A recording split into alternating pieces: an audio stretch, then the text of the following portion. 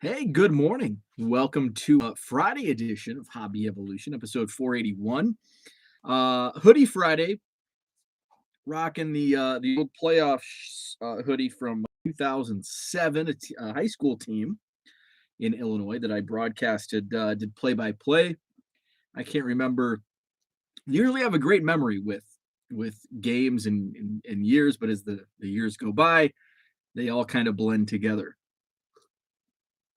2007. So I've got some like indigestion and acid going or acid reflux going on. It's making my coffee like I'm not enjoying my coffee this morning. You get that. And it sucks because I wake up, I'm fine. Wake up, brush my teeth, take a shower, get dressed, make coffee, and then all of a sudden it's like brewing. And and I didn't even eat like pizza last night. I did have a piece of pie. Maybe I ate the pie too late, but I'm gonna have to chase this coffee with some Tums. So what's up, Zach? Good morning to you. Week went fast. It did. OG, good morning to you. Herman, what's up? So today I want to talk about preparations for the Madison Card Show. Tomorrow's the biggest show to date.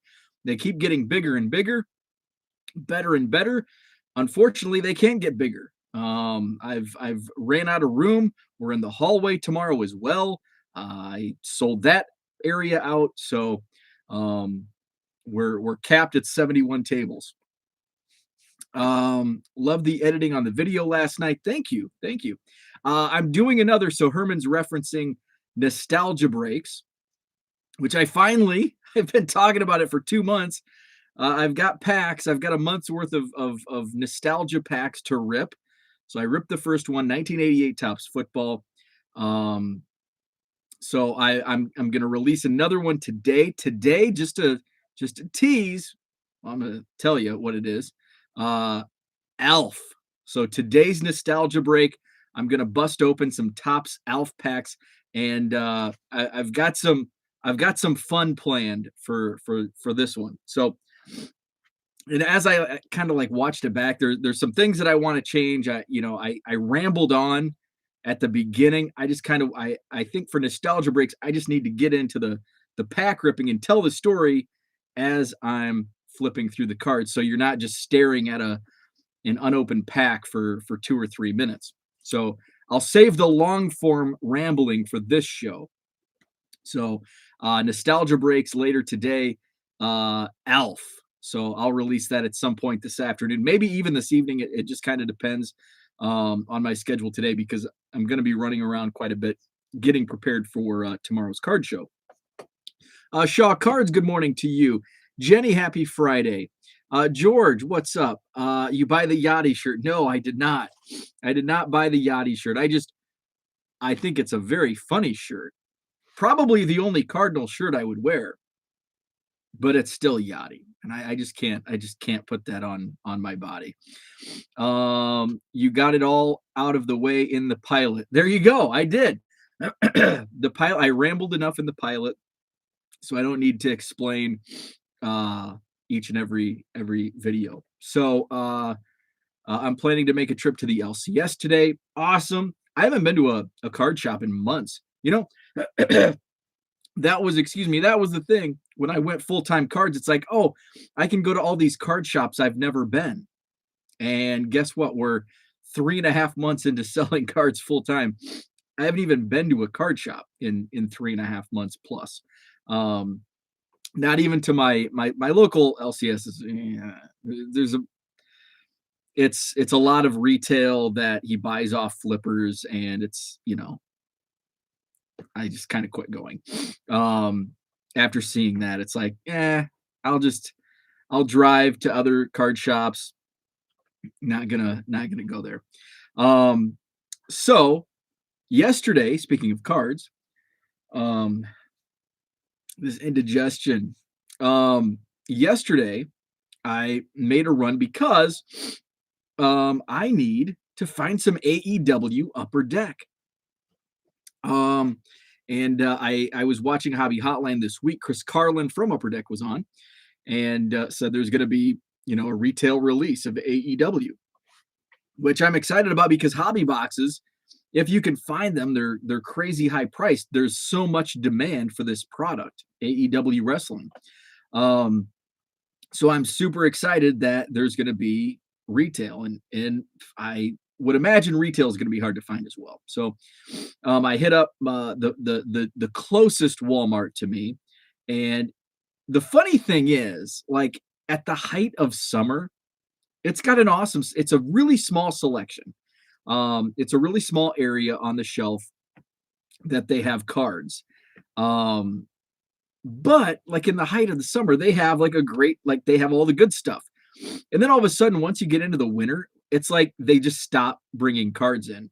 And then they'll bring out like Tops, Series 1, and then they'll bring out, and then all of a sudden, when all of the products come out, they have it all. But right now, they have nothing.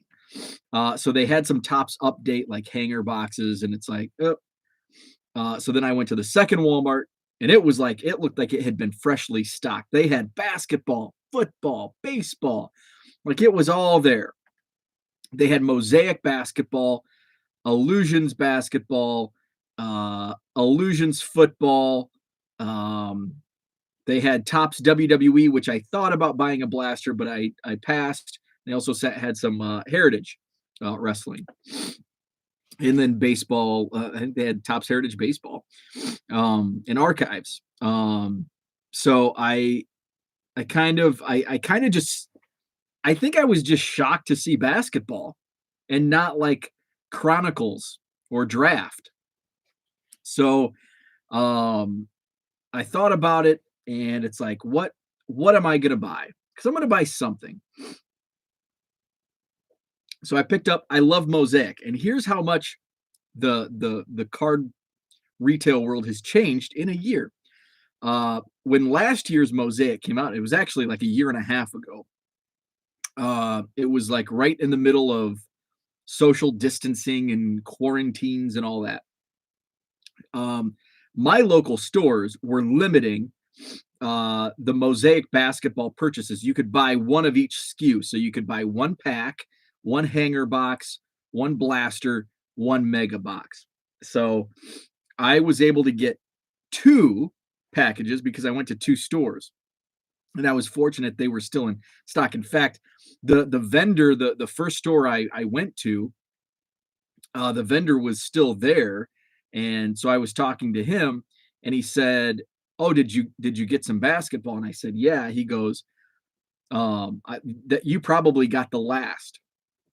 And he was still there. So that's how fast it was moving. Now, this was kind of like before 50 people were waiting for the vendor.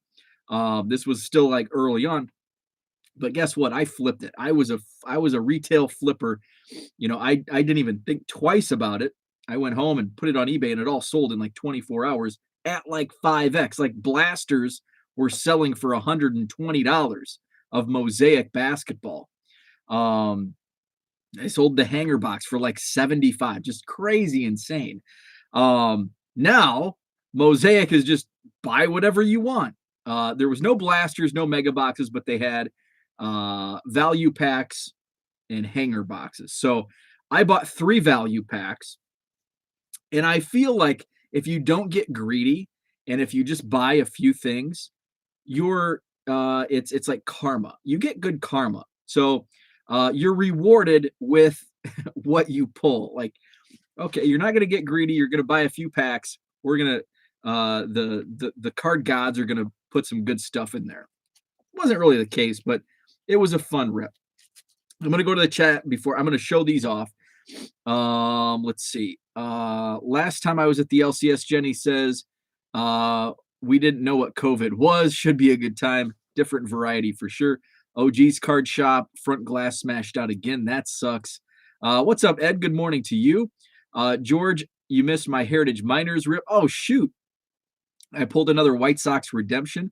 2 of the last 3 boxes have been White Sox redemptions. Clearly the superior Chicago team. Hey, by the way, speaking of White Sox redemptions in Heritage Miners, if it was Yolbert Sanchez, those are now being shipped. I pulled a Yolbert Sanchez redemption auto out of Heritage Miners, and I just received my shipping notification this week.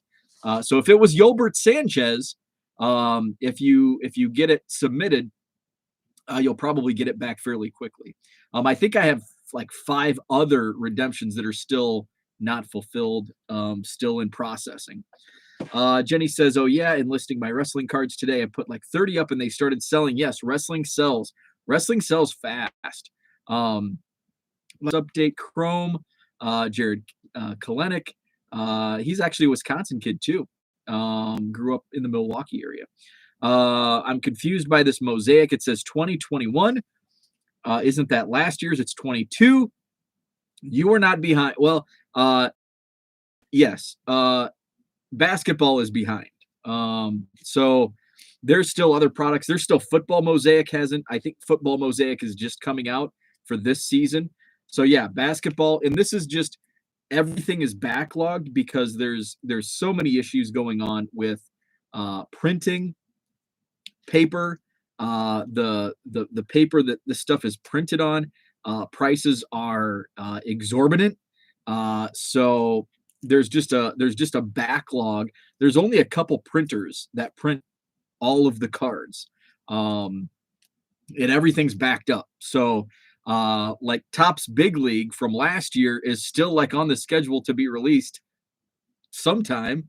So we may have 2021 Topps Big League come out at the same time as 2022 Topps Series 1.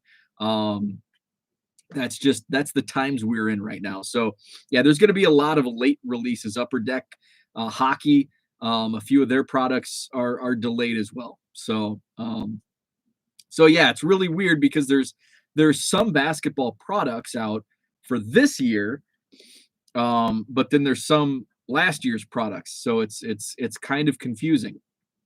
What's up, Dan? George says it was a Yoelki Cespedes, but I looked it up and it's about a $30 card. So great return for a Miners box. Yeah, because Heritage Miners box run like $50. So great return. Check your local team shops for NFL Mosaic out now. Don't mess with the hobby. Thank you for that. I did see a tweet yesterday that NFL Mosaic was either out or being released shortly. These card companies can take 6+ months to make the cards and everyone okay. I take 25 hours to ship and get a memo, hey, when do you plan to ship? That's life. Unfortunately, that's how it goes. I think I'll start designing my 2020 KBO4 and attack set since I have lots of time. There you go. So speaking of Mosaic and cards, so I bought 3 value packs. Just show off. I'll show off the pink. These are the value pack specials. Thanasis, I still can't say it. Milwaukee, Antetokounmpo. I call him Giannis and Thanasis. Seth Curry. So how about this? Brothers back to back, right? I'm pretty sure Seth and Steph are brothers, and I know Thanasis and Giannis are brothers. Paul Reed. This is a rookie. Pink refractor, or actually it's not refractor, prism.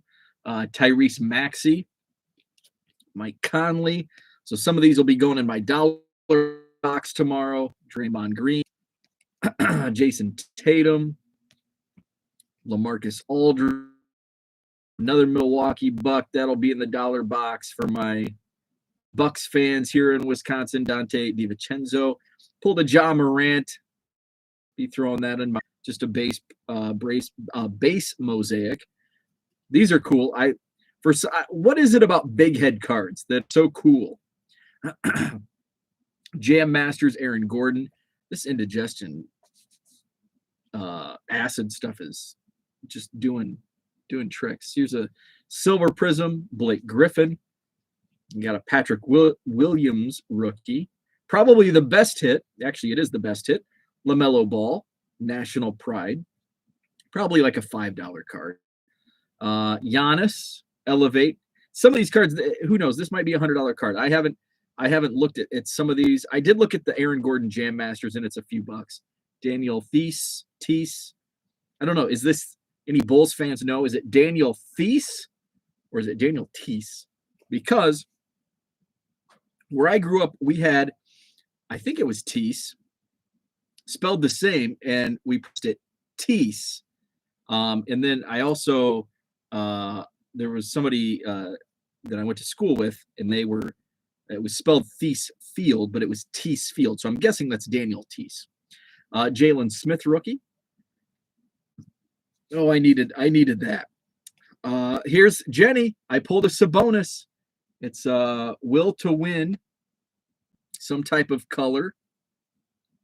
Sounds like my internet is being wonky. James Wiseman, rookie. That could end up being a decent card. Theo Maledon. We've got a Silver Prism rookie, Mason Jones. We've got the King James, and Cody Zeller Green. Those were the hits. Fun rip. Just the 3 value packs I opened, and they just fell. Okay. So back to the chat, and then we'll talk Madison Card Show. Dan, my favorite Addison Russell will be in this 2020 set. That 70s Card Show, a little laggy today. Yeah, my internet sucks. My internet's actually been fairly decent lately. It used to be like this every day. Agreed, 70 show, poor connection, but surviving with a fuzzy bow. Pixel bow. I just thought it was beer affecting my vision. Could be a $100 card. So what I'm hearing is go to the Madison Card Show tomorrow and dig those quarter boxes. He is taking this breaks to a dial-up connection. Apologies for the poor connection. So Madison Card Show tomorrow, 71 tables, 44 vendors. So today is like preparation day. And the funny thing is, so I go the day before. Once I hit like 40 plus tables, I wanted to go the day before to make sure everything, because sometimes I would show up on Saturday morning and say we had 45 tables, there was only 35 tables set up in the room. And it's like, and then I was spending like the entire morning before the vendors got there, moving tables around, going into storage and adding more tables. So it was a little frustrating. So then I started going the day before, because they usually set the room up a few days ahead. So usually by Wednesday, they have the room set up. So I go on Friday, take a couple hours, get Pandora going, and move tables around. The last couple times they have had the right amount, the correct amount of tables, but I still have to move things around. Last month was probably the least amount of work because I had the correct amount of tables. We sold out the room. This month I'm going in, and it's different because we've sold out the hallway as well. So I've got some tables out in the hallway that I need to just make sure they're up. Move tables around, and I put name. Originally, when we did the show, my first show, I think we had 15 tables. And it was in a 5,300 foot ballroom, 15 tables. I think we went to like 25 tables, and we've moved up each month. So it was pretty easy early on to move stuff around. Now it's a full room, and now it's going to be a full hallway. So I go in, and and to my point, it's like, take whatever table you want. It's not sold out. I can grab more tables. I'd have a couple months, I'd have people show up like, hey, can I get a table? Like, yeah, sure. They never gave discounts. You never want to do that, because then all of a sudden, because it's poor form, one vendor signs up like, yeah, I'm going to be at your show 3 weeks ago. Why should they pay full price when somebody coming last minute? Oh, I'll take this table for half off, or, a % off. Nope, not doing that. So I never gave discounts, which has worked out. So I didn't care about where, hey, take whatever table you want. And then as we went along, vendors chose their chose their spots. And so that's their spots. Now we're getting to a full room. Now I'm putting, okay, this is, and if somebody says, I don't want this spot, there's usually some like first timers or people that really don't care where they are.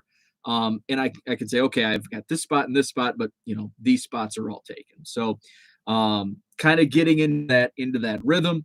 So today I will get the name tags ready. I'll take the name tags, put those out, and just kind of prepare for the show. But looking forward to it. I'm going to try to do things differently at my booth. I attempted last month. It didn't really work out to how I thought it would. So I'm going to see what I can do with what I have, because I'm scaling back on tables. I'm down to 2 tables. So I think I'm going to highlight the dollar boxes, and then the quarter boxes will be just trying to move them in bulk. Like, hey, just take the whole box for $100. Let's see. Jenny, when are you going to Madison? George, even the robot voice going now. This beer must be effing me up. How do you feel about vendors not taking apps for payment? Seems to be a thing lately. I don't mind. I don't really care. Card shows have always been a cash mainly type of venue. As a buyer, like, and here's the thing, and I'm typically, if I see a card that I usually only I take a limited amount of cash with me to card shows. And if I want a big card, I want to pay via PayPal or one of those apps. So I guess from a buying standpoint, if it's a higher dollar card, I'd rather pay PayPal, because I'm not going to go take cash out. But like, as a promoter, as a seller, like, it's only hindering. It's only if a vendor, if a dealer chooses not to accept online forms of payment, it's only hurting themselves. And I guess it is a trickle. It does affect the show. If somebody comes as a buyer and the vendors don't accept online forms of payment, that essentially hurts the show, because then they'll, spread the word. Oh, none of the vendors take PayPal or whatever. So in a sense, I think that does. I think that may change this year because of the 1099s. I don't know. I'm not going to worry about it, and I can't force a dealer to hey, you have to take PayPal to set up here. They're going to handle it how they handle it, and I don't really care. But as a buyer, like, if I see a $500, I'm not going to take $500 cash to a card show, but I may spend $500. But if I find a card for $500, I want to put it, through PayPal on my credit card, so I can get those points and just pay myself back immediately. People always say, don't buy cards on a credit card. Absolutely. Buy everything on a credit card. Just be smart and pay yourself back. Pay the credit card off. Don't pay cash because you're not getting points. You get rewarded by using a credit card. But just pay it off. Don't overspend. Don't use a credit card and rack up $10,000 in baseball cards, and you don't have $10,000 to pay yourself back in a month. Just do it wisely. But yes, I always use a credit card to get those points. But I also am smart about it and pay it back, every month. My schedule arrival date is April 29th in Madison. Depart May 1st. Jenny will be at the April 30th Madison Card Show, Saturday, April 30th. Zach says George is drunk in beer and White Sox redemptions. Dan says he's clear as glass and sounds great. Must be your big can of beer. That 70s show, or Dan says that at that 70s. I'm behind. Where am I at? Sometimes I scroll and it just scrolls all the way down. So Dan is asking that 70s, you mean people not accepting PayPal? He says yes. Let's see. Jenny says, talked to the parents last night about planning a Dallas trip next winter while it's cold. Gonna have to see Dallas show dates and try to see if others want to go down too for a weekend. That's definitely a show that is on my list eventually. I don't know if it'll be this year because I've got my spring training trip next month. By the way, I'm going to go off on a sidebar. Have you ever used Turo for rental cars? And I should know because I'm invested in a similar company called Hire, HYRE, which is a good entry point for a stock. Look into it. It's a great company that's taken a beating. The stock's down under $4. But Hire's a little different. Turo is actually consumer based rental cars. It's basically an Airbnb for cars. Uh, so in the planning state, I don't like to plan far out in advance. And like my wife is like, I want to plan a trip a year in advance. And it's like, I want to plan a trip 2 weeks in advance. I don't like planning far out. So I'm still just looking at flights and looking at rental car prices, hotels. I don't even know which hotel I'm going to stay in. Um, I want to stay in a Marriott property because you get the points. But anyway, I'm looking at my wife and I were talking the other day, and I said a rental car for a week in Phoenix area, Mesa, is more than twice the price of a round trip nonstop flight. The flight is like $350 round trip, one way, no stop. The rental car is like 700. I think it was a little more than that actually. And that's for like that's not a Corvette, that's not a sports car, that's just a Ford Focus. So it's like, damn. And my wife's like, well, have you looked at Turo? And I'm like, God, I should know that. Of course I haven't. So I looked at Turo, and of course they get you because the first thing that pops up, Turo, March, I put in my date, March 21st, 2nd, whatever it is, Phoenix, Arizona, a freaking Bentley pops up. I'm like, ooh, look at this. I can get a Bentley for $300 a day. And then I'm scrolling through, there's a Rolls Royce and I'm like, okay, how do I filter this out? But I was looking, I'm like, ooh, a Maserati. There's a Maserati for $119 a day. Like that's what I'm paying Costco. And Costco's like the cheapest rental car place. So I'm gonna use Turo, but I'm not gonna get a Maserati or a Bentley. I'm gonna find a Ford Focus or the equivalent, whatever it is. But that sidebar because that was yesterday. I was looking into that. Okay, back to the chat. George says I'm about to have another beer. I've got nothing else to do. That 70 show says Dallas Card Show had many vendors with signs saying cash only. And hey, I think that's a trend that's only going to go whoop because they're avoiding the tax man.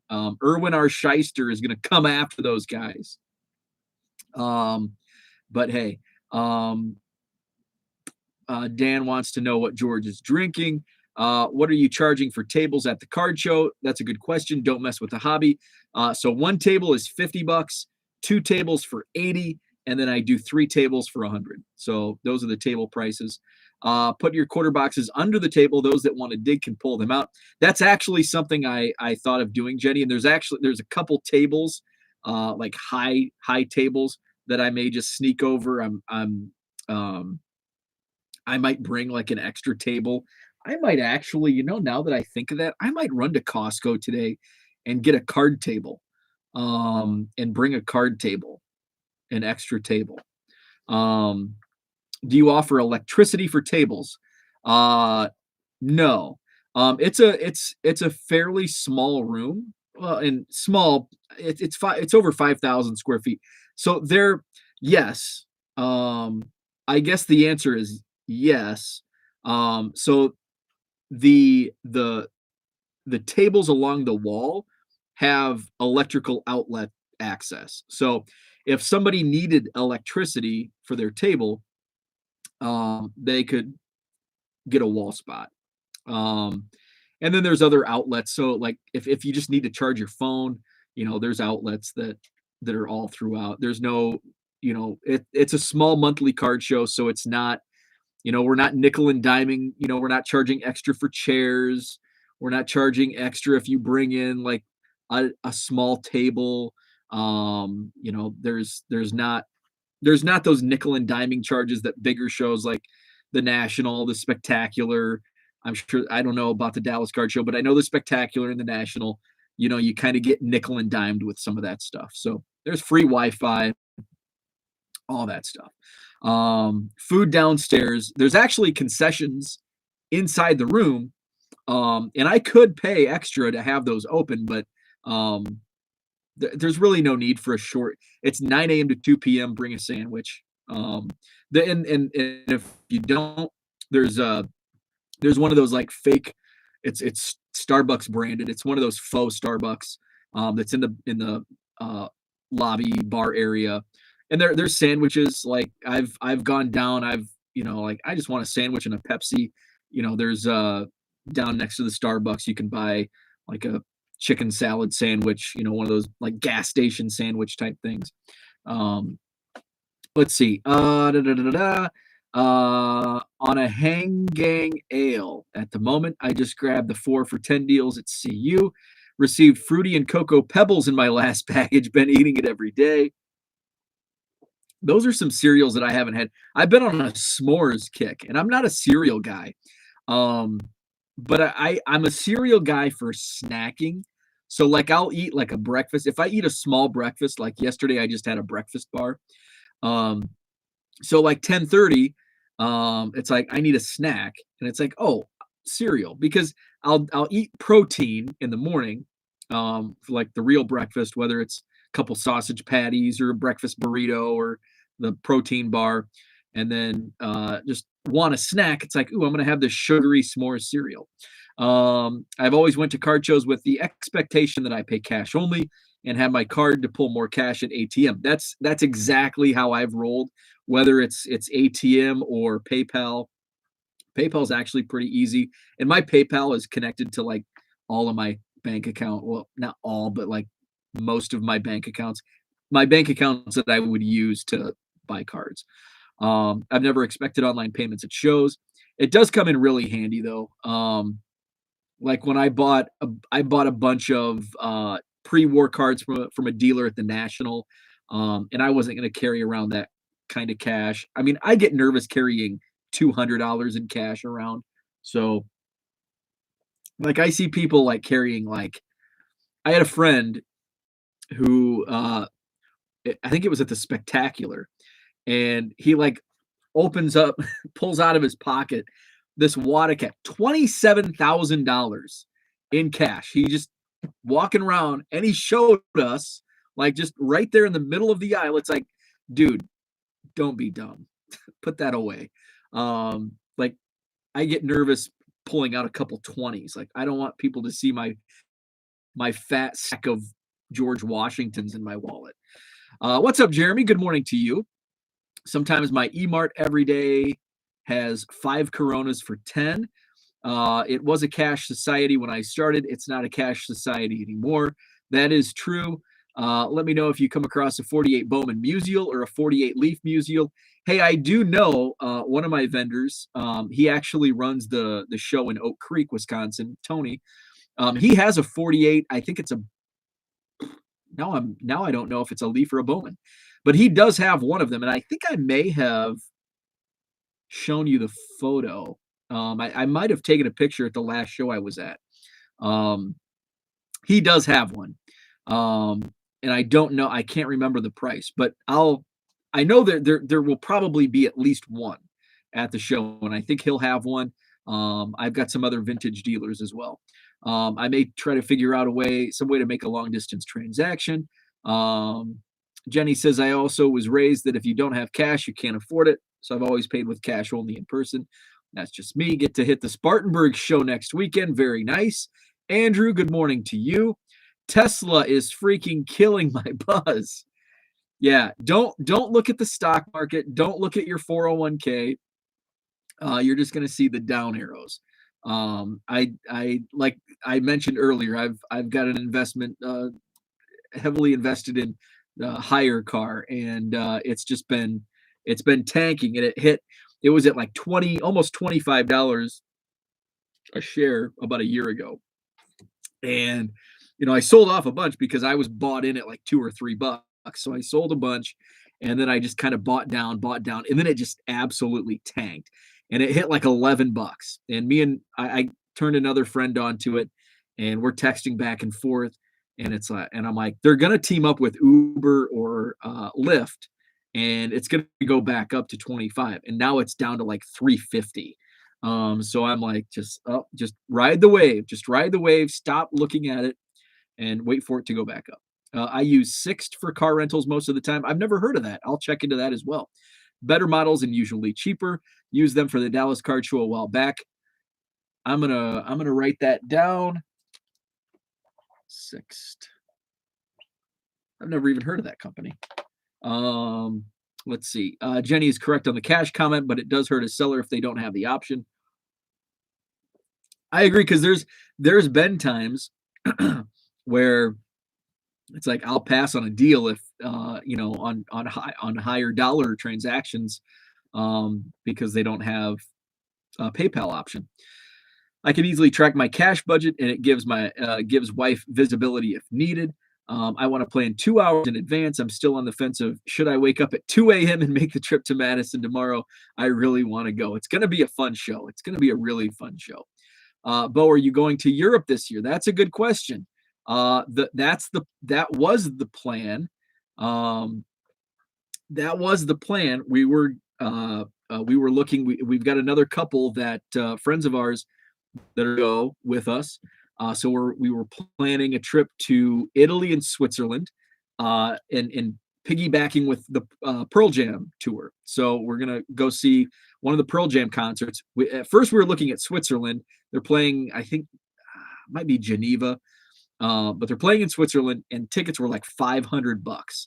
But that venue only seats like 6,000.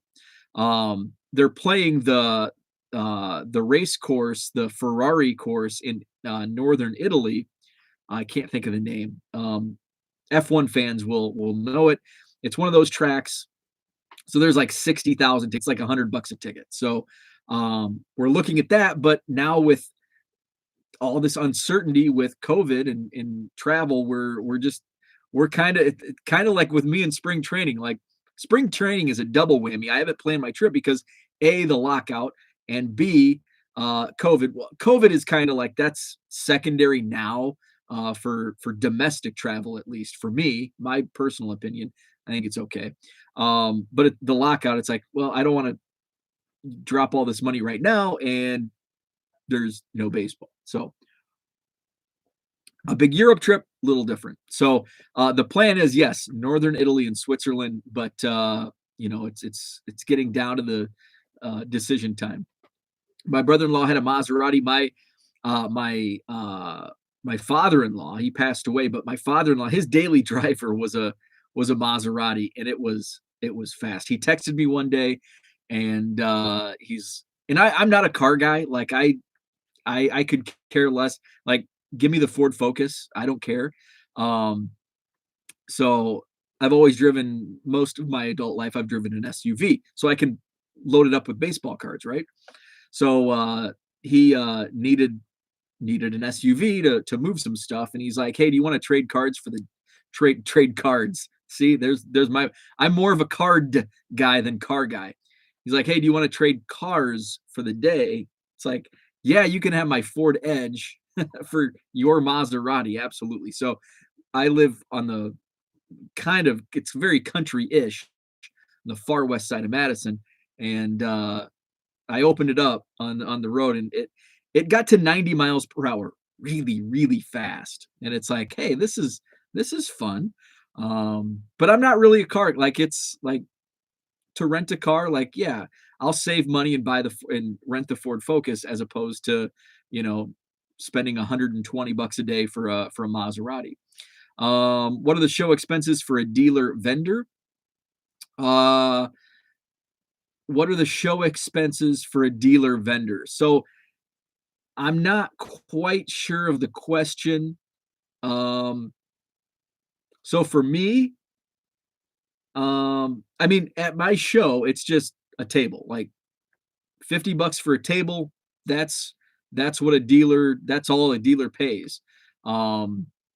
There's no, I know some, like Alabama, like it's required by state law they have to report their earnings to the show promoter and pay taxes like that day or within a certain period of time. That's the state law in Alabama. So different states vary. Here we don't have anything like that. So a vendor comes in, they want a table for $50. Here's $50. They set up, they sell, and they go home. So any other expenses, I mean, if they want lunch and all that, but they get a table and they spend $50, and that's all their expenses for the actual setup of the show, if I understand your question. Jenny says we might need to pay extra for the April show to have concessions open, hoping to get a bunch of us out there to your show. We will be on fast food for days. Maybe we all coming to your house for sausage burritos. I go to Pick and Save for the breakfast burritos. I opened my Burley Wheaties box from '05 to keep it flat. Looked up how long cereal lasts unopened, 6 to 12 months. You sure that wasn't Mr. Mint coming back to life, flashing that money, right? I'm from the old school. We don't show off, but honestly, if you don't have enough money to purchase a car on a road trip in an emergency, cash up, every pocket filled with cash. Let's see. Ah, shoot. Skipped around here. Here we go. George says, I think he has the Bowman. It was the black and white. Yes, it was. Yes, the bright color one is Leaf. Okay, so I'm pretty sure he had the Bowman. He probably has the Leaf. He has a huge vintage collection. I'll chat with him. I actually have to message him today. I have somebody coming in from Iowa to the show that was asking about Goudy, if vendors had Goudy, and I'm like, yeah. Ask a couple guys. I'm sure they do. Let me make sure they bring them if you're coming. So I was with a guy in Dallas who said he had $100K in a backpack that was just sitting in the corner. He's currently being sued by Giannis. Hey, I've heard of that guy. I know that guy. You should always have cash on you and have access to emergency cash. Be like water, liquid. That's good advice, but I don't like cash. I hate cash. I never have cash on me. Cash fine, emojis not so much. I get tired of renting cars here and there everywhere, also tired of hotels. So here's a solution. Purchase duplexes, keep one side rented, pay all expenses, other side with car and garage. I don't travel enough to do that. Or buy a motorhome. Actually, and so here's a good thing. Or buy a motorhome and have a house on wheels for transportation. Enjoy the journeys. That's actually something that I want to do. And my wife is like just my wife is a 5-star like Ritz-Carlton, and I'm like, I just need a bed and a shower, and I'm cool. Like cheaper the better. But I want an RV. And my dream, and maybe I can make it happen next year, is to road trip out to spring training in an RV, save some overhead on hotel and just, find a campground. But I've never driven an RV and I'm not handy. So I don't know if it's a really good idea to be making that type of investment. But that is like a dream, is to buy an RV and road trip and buy collections. So maybe someday. 70s Card Show says a hamburger in Geneva will cost you $50, all relative. Absolutely. We'll probably spend more time in Italy than Switzerland based on expenses. And I told my wife about the hotel price. I'm like, I can't believe how much the hotel prices are in spring training. And so I told her, like, this is how much the Marriott costs per night. And she just kind of looked at me and I go, that's expensive. And she goes, well, I'm glad you've never seen our hotel bills in Europe. And I'm like, okay, you're right. I'm glad I haven't seen those. Book it, they will come. Baseball lockout is bad timing. It is. I think it's going to get settled next week. I think we're going to have a deal in place next week. And I think everything's going to be hunky-dory. Spring training is going to start on time. Deal in place next week.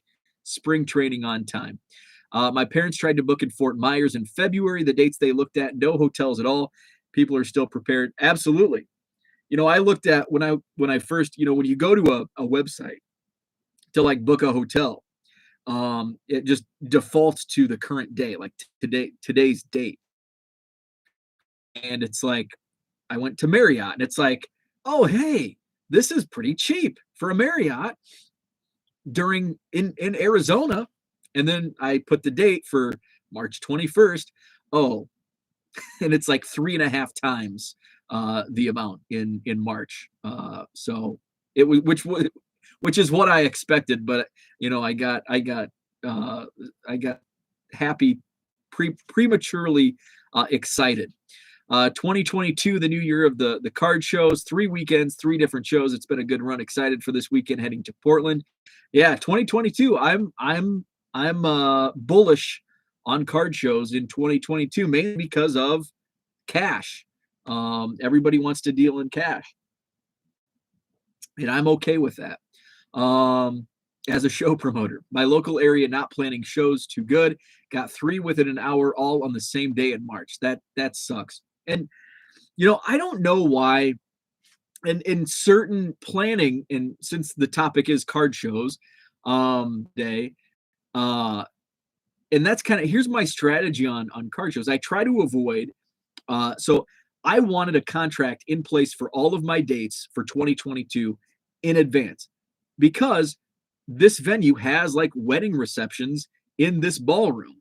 So, and they're usually booked a year, things are usually booked a year out. So I want to make sure I can get the dates I want because if I dragged my feet like I'm dragging my feet on booking my Arizona trip, I'm going to lose dates and not be able to host a card show. So I wanted to get that done in November, December.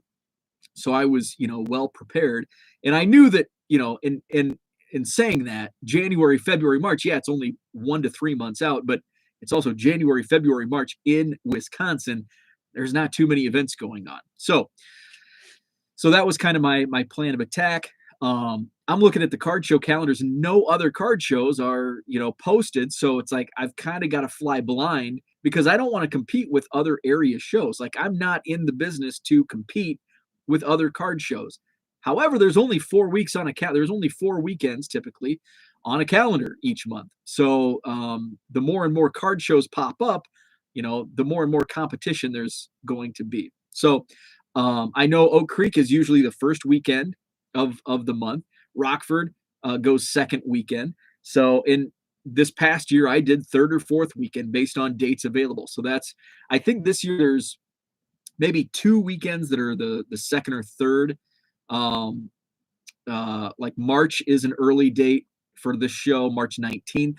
And then November is also the 19th, just because those were the days available. So that's kind of my strategy. And it's like, okay, these are the dates. So if somebody schedules one the same weekend, I guess we're going to have to be in competition. But I was also in contact with the guys in Rockford, making sure, because I had a conflict in May arise where they booked 2 different people booked the same weekend from my venue. And so the other contract got in first and they're like, hey, this contract already came in. So we have this date and this date. And it's like, oh crap. So, but it worked out going the Saturday of Memorial Day weekend, which probably will hurt, but it is what it is. I'm going to go back to the chat. Coming up in an hour. Wow. Fridays always I just kind of ramble and we have great chat. See, go back to Jenny. I like cash because I'm less likely to buy that $5 coffee. And I think the same way. The more cash I have in my pocket, the more I'm likely to spend. Where it's all a mindset, where that bank card, and some people are the opposite, where it's like, I have this credit card, I've got, this line of money at my disposal. I'm just going to run the card. So yeah, I'm like, if I have cash, I've got a couple bucks in cash. I'm going to buy this. Let's see, that 70s card show. What if you hate driving?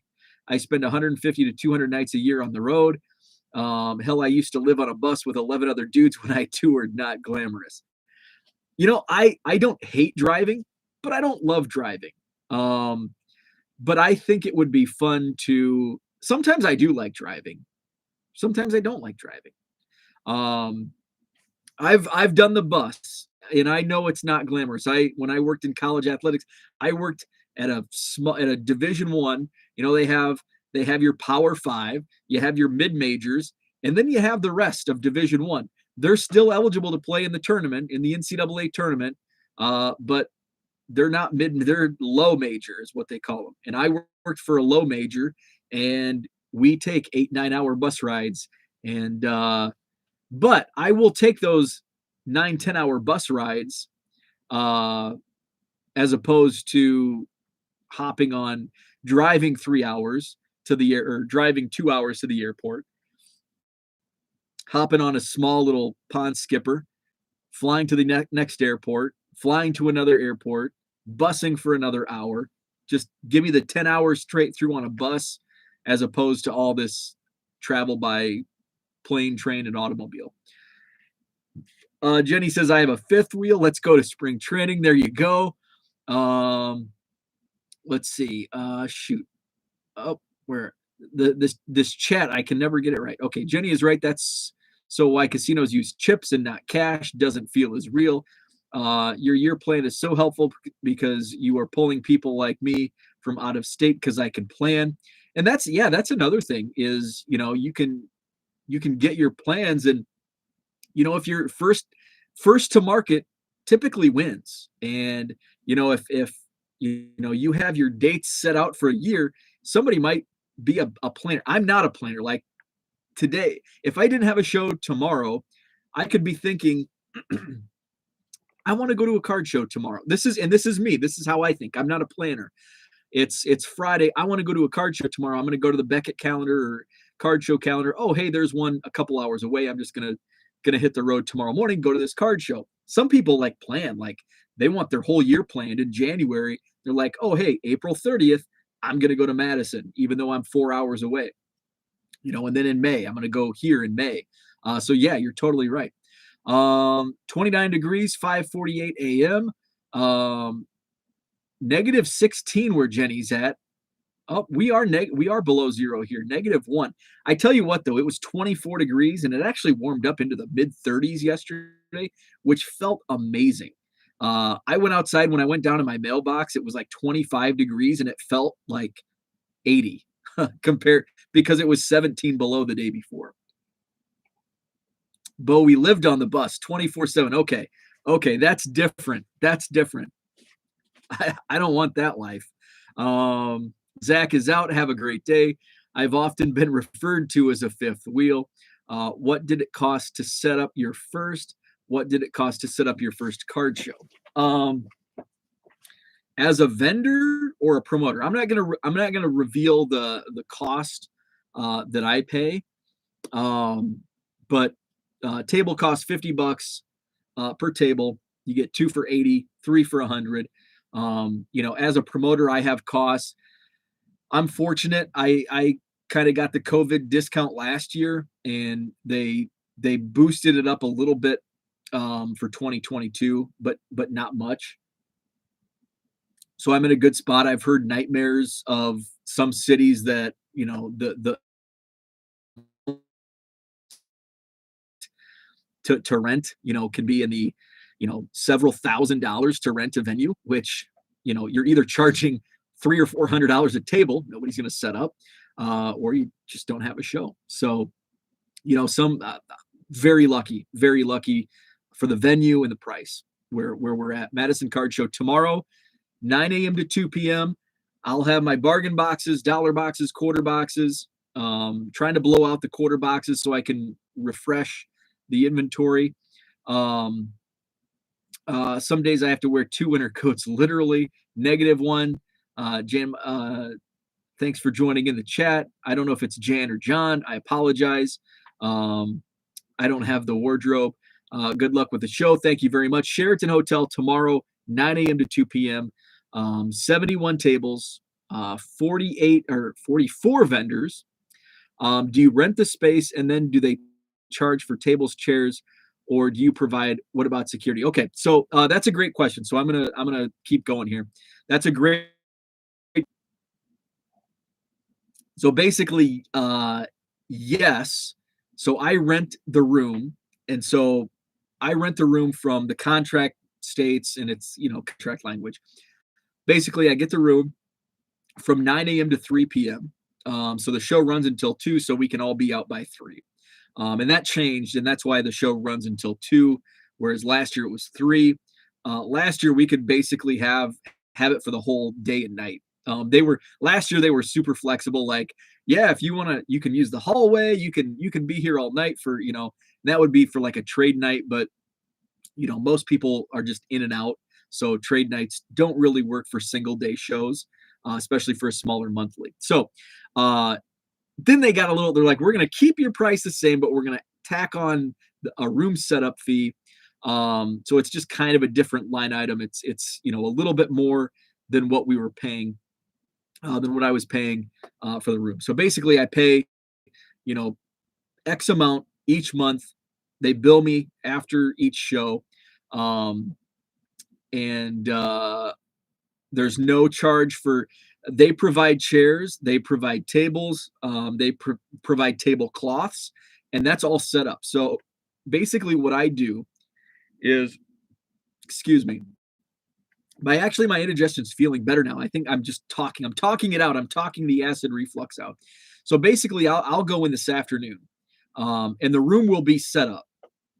Hopefully, cross your fingers. It's always been set up. So, but there's always that, like, what if? What if I walk in? I used to have that like nightmare, and I'd go in at like 6 a.m. the morning of the show. Vendors start showing up at 7, and like my biggest nightmare was I walk in at 6 a.m. and the room is like not set up. But that never happened. But it's like going to school naked. The dreams you have, if you've ever had those dreams, I've had those dreams for some, I don't know why. Anyway, I digress. So yeah, so I'll go in this afternoon. It'll be set up to, and I give them the layout. And now that we have the room sold out, we know how many tables we can fit in. And I asked if I could get in more. They have it set up to how I want it. There's still some like some people have 3 tables set up, 2 tables set up, single table set up. So there's sometimes where I have to like move, especially in the middle section where there's 5 in the middle. So basically the room, it's 5,300 square foot, basically it's like an exact rectangle. And so along the walls, along 3 walls, so the south wall is short, the south and north walls are short. I think I get like 5 tables, 6 tables along those walls.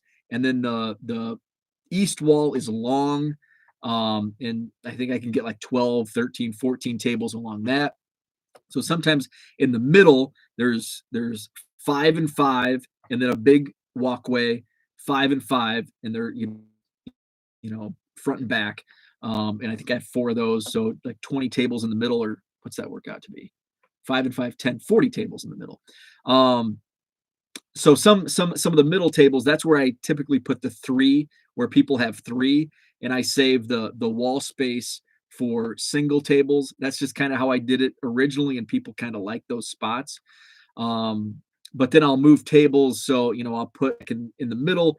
This person has 3, this person has 2, so I'll just kind of make a small divide, just so people don't you go to a card show and they're all smacked in together, and it's like, okay, well, who's the dealer for this stuff here?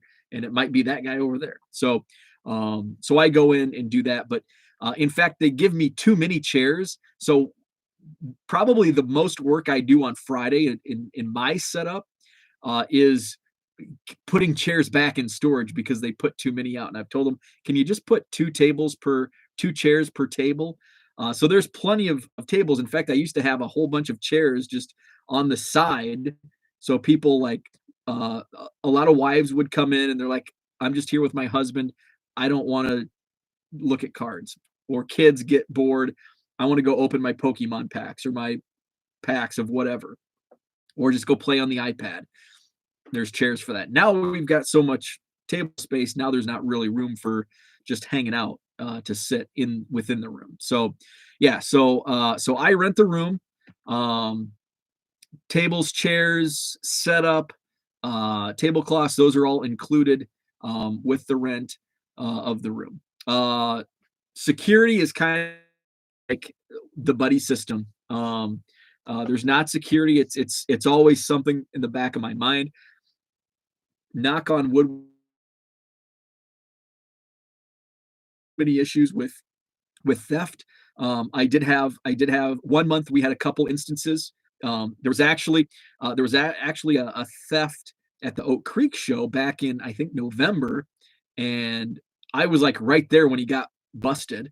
Um, and so I knew exactly, and my buddies in Rockford knew exactly what he looked like, and he showed up at my show, and so we spread the word to the other vendors. So it's the buddy system. It's like, hey, this kid right here, and he's probably high school, college age, young kid. Didn't ask him to leave or anything like that. Just told the vendors, hey, keep an eye on this kid. He got caught stealing at the show in Oak Creek last month. So that's kind of the buddy system. But if issues arise, it's always something that will be considered. Don't end up in the news. That's always the plan. Do you let people in early if they show? That's another great question.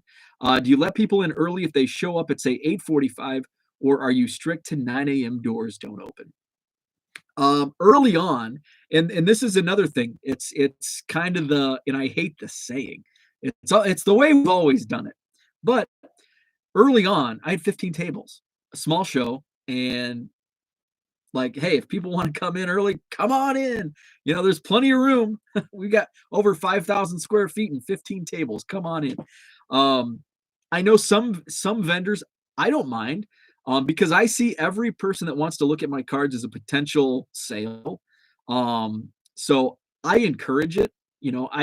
I don't want lines, especially where our location is. It could be a fire hazard.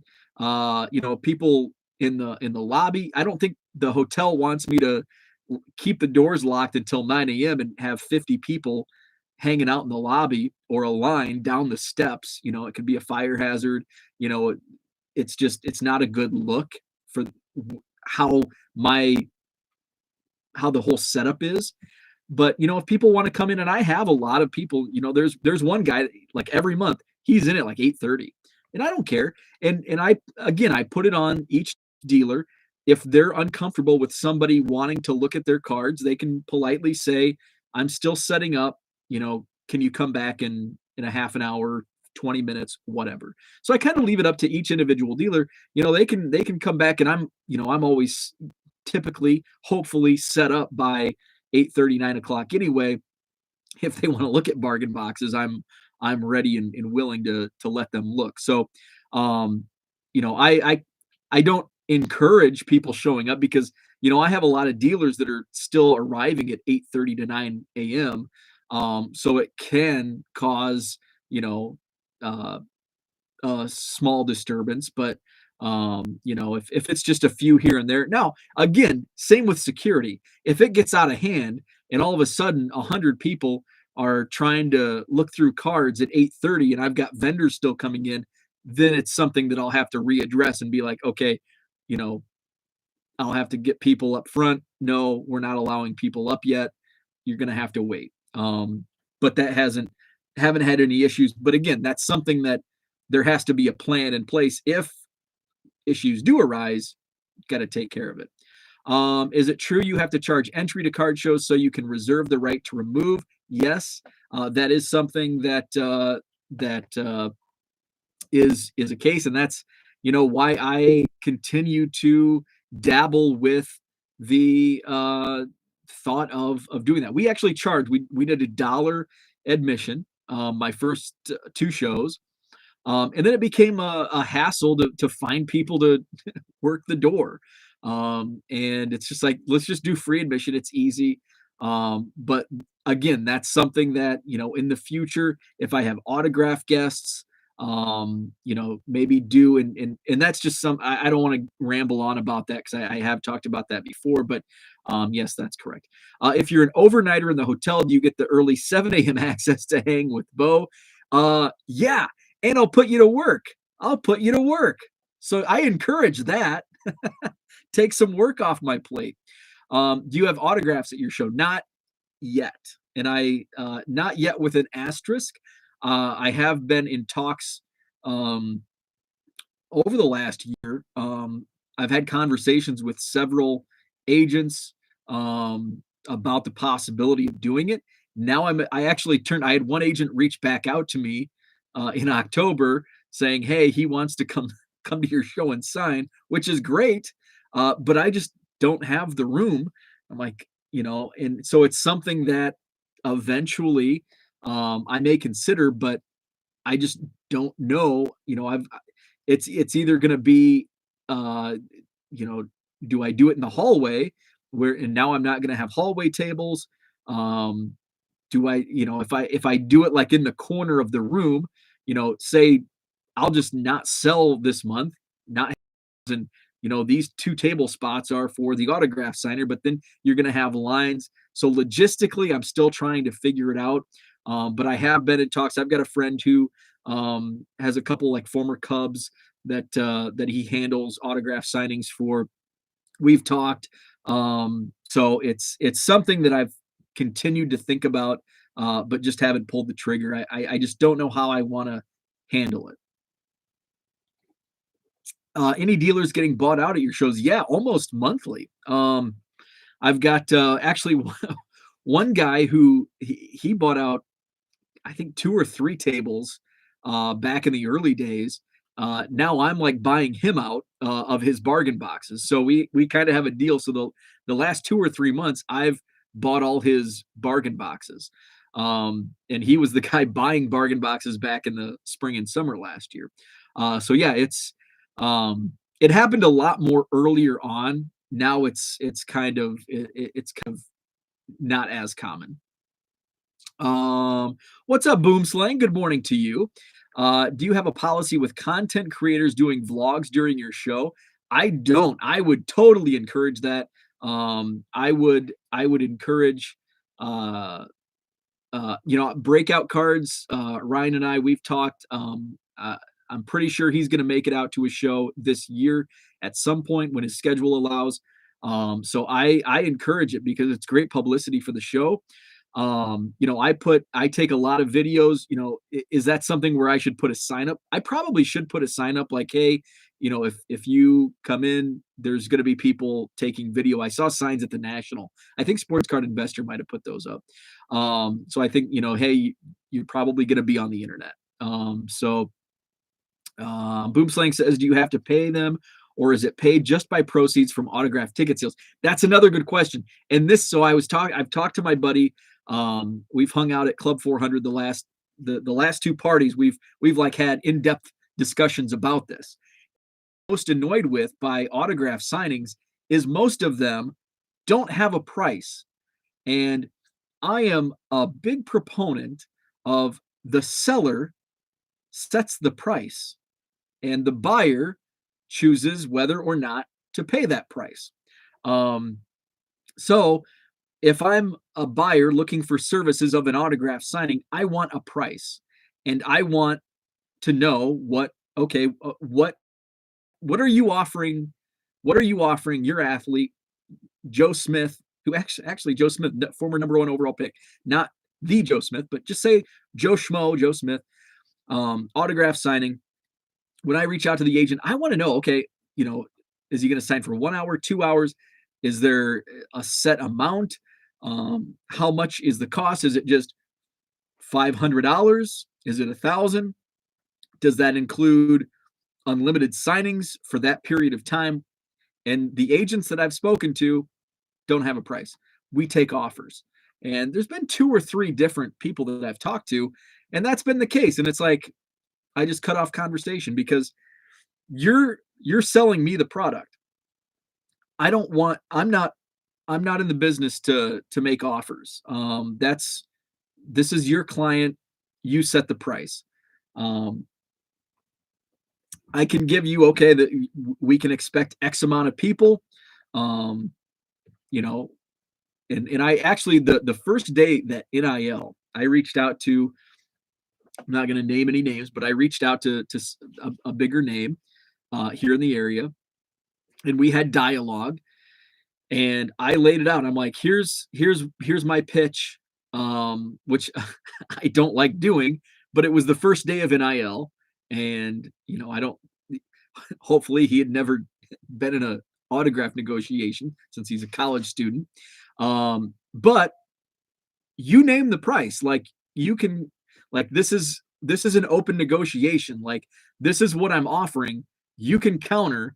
Let me know. And then it just went dead. And then he kind of didn't play well, and it's like, okay, I'm glad I didn't spend the money on that. So that's how it works.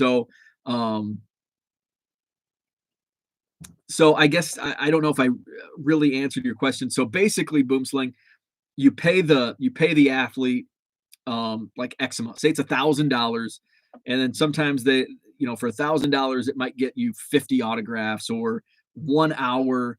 And then all that's for like $1,000 for an hour would be probably a, I don't know, small to mid tier local guy.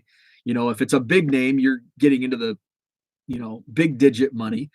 Um, and then you're gonna have to pay for travel and all that. But for a lot of the guys, it's just like, oh yeah, I'll come out and I'll sign. You don't have to worry about travel or expenses or anything like that. So I'm over an hour, so I'm gonna get going, but I appreciate all the questions. This is great. I kind of hope I just rambled forever, and then now we've got some great questions coming in, so I appreciate it.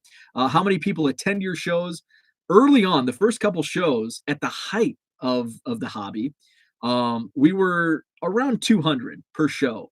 Now we're around 500 per show. So, and I think tomorrow is going to blow that out of the water. I think tomorrow is going to be pretty crazy. I've had amazing engagement. I've run some Facebook ads, and the engagement on those Facebook ads has just been freaking fantastic.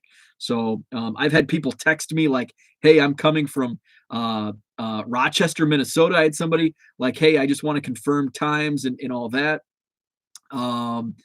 Great cup of coffee. I'm almost done. This is Peanut Butter Crunch by Door County Brewing. Um, yeah, Rochester, Minnesota. I've got a couple guys coming in from Iowa. They're like, "Hey, we're driving in from 3 hours out. Just want to, is there going to be this, and this?" So I'm going to get back to them after I confirm. So it's going to be a fun show. I'm looking forward to it. So today I'm going to go get prepared. And then, so no show tomorrow, no Hobby Evolution show tomorrow morning. I'll recap on Sunday morning. So the Madison Card Show recap Sunday morning. Again, it's at the Sheraton Hotel, John Nolan Drive, Madison, Wisconsin. Show hours 9 a.m. to 2 p.m. 71 tables, 42 or 44 vendors. By the way, my first Nostalgia Breaks is posted on my YouTube channel. Check that out. 1988 Topps Football is what I ripped yesterday. So that video is up today. Alf. So later today, I'll be releasing Alf. I'll be breaking a pack of Alf cards, Nostalgia Breaks, on my YouTube channel. Subscribe if you're not already subscribed. Hit the like button. I appreciate it. Thanks for the great questions. An amazing chat this morning. Thanks so much for joining in. And we'll talk Sunday morning. And in between, I'll post Nostalgia Breaks. Have a great day.